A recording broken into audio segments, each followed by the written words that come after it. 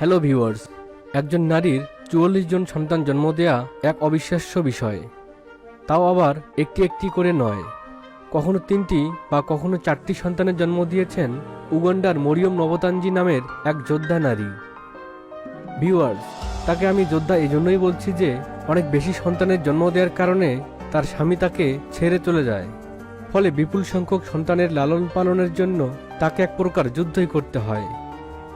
আপনি জানলে আশ্চর্য হবেন, মরিয়ম প্রতিবার 4টি করে সন্তানের জন্ম দিয়েছেন মোট 5 বার, আর প্রতিবার 3টি করে সন্তানের জন্ম দিয়েছেন মোট 5 বার, 2টি করে সন্তানের জন্ম দিয়েছেন মোট 4 বার এবং সর্বশেষ একটি সন্তানের জন্ম দিয়েছেন তিনি।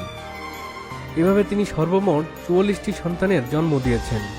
এর মধ্যে 6টি বাচ্চা মারা গিয়েছে এবং বর্তমানে 38টি বাচ্চার দেখাশোনা করছেন মরিয়ম নিজেই। প্রশ্ন হচ্ছে, মরিয়ম একসাথে এত সন্তানের জন্ম দেন কিভাবে?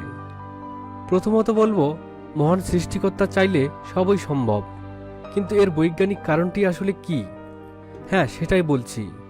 মরিয়মের ওভারি বা ডিম্বাশয় অত্যন্ত বেশি কর্মক্ষম। সাধারণত নারীদের ডিম্বাশয় বা ওভারিতে তাদের একটি ডিম্বাণুর সাথে পুরুষের একটি শুক্রাণু মিলিত হয়ে একটি সন্তান ধারণ করে।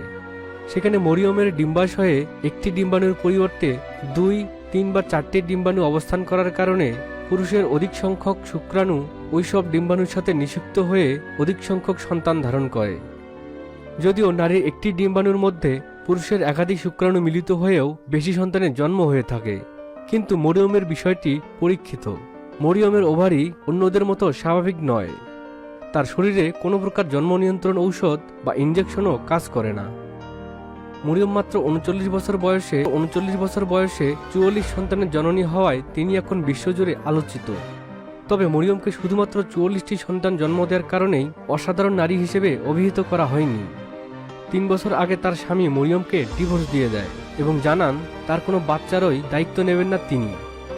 এরপর থেকে এই বাকি 38 সন্তানের ভরণ পোষণের দায়িত্ব একাই নিজের কাঁধে তুলে নিয়েছে মরিয়ম। মরিয়ম নিজে কেক তৈরি করে বিক্রি করেন, বিয়ের অনুষ্ঠানে কনে সাজান ও রুম ডেকোরেশন সহ অন্যান্য কাজ করে অতি কষ্টে জীবিকা নির্বাহ করেন।